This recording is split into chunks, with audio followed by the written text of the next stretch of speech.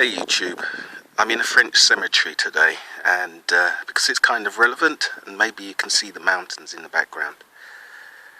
The Bible makes a claim that is impossible to verify, chiefly the various resurrections performed by Christ and the resurrection of Christ himself. This soft claim of bringing the dead to life is supported by eyewitness testimony, the weakest form of legal evidence, and has the additional problem for us of us not being able to interview those eyewitnesses, but be dependent on texts translated from dead languages. This unverifiable claim is the unconvincing rock upon which the Jehovah's Witness faith and most of the other 38,000 denominations depend for their existence as a religion.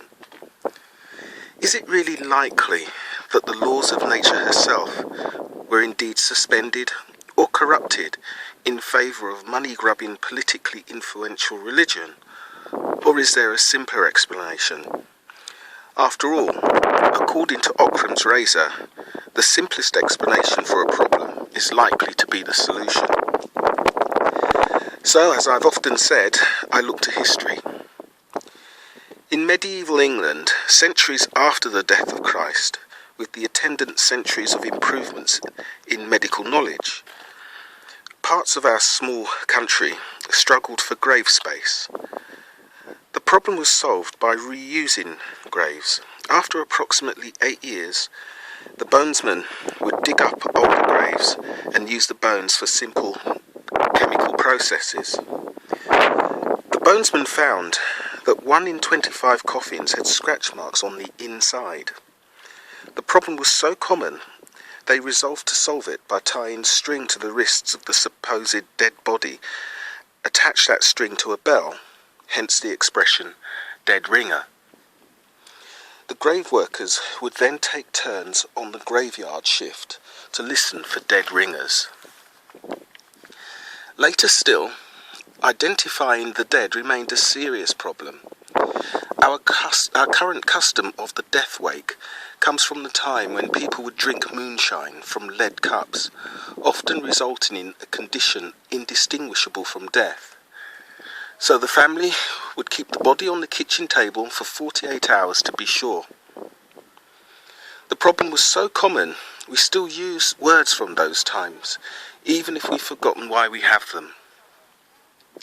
Today we deal with the problem by only allowing trained, professional medical doctors to pronounce and certify death, with the individual doctor using technology before accepting personal responsibility for the declaration. And even then, we still get the odd mistake.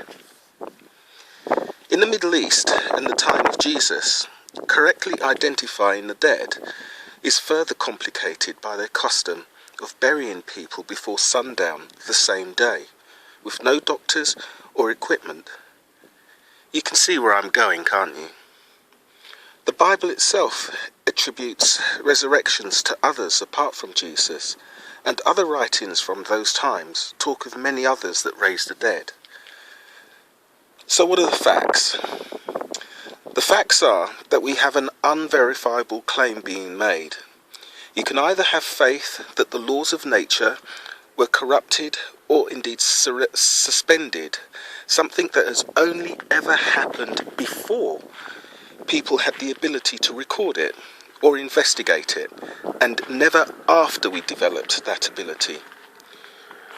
Or Jesus and the others that performed this, in quotes, miracle, were simply just better at observing life signs.